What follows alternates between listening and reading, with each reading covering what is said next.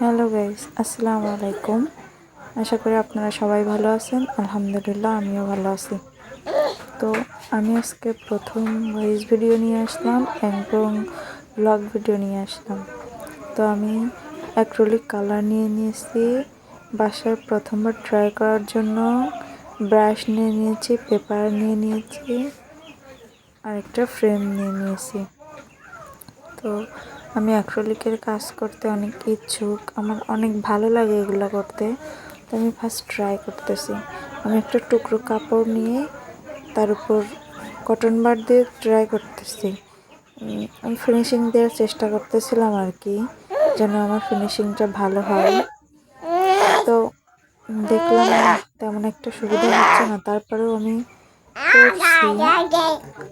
Love shape আঁকার জন্য অনেক ট্রাই করতেছি। আজকে প্রথম একটু খারাপ হবেই।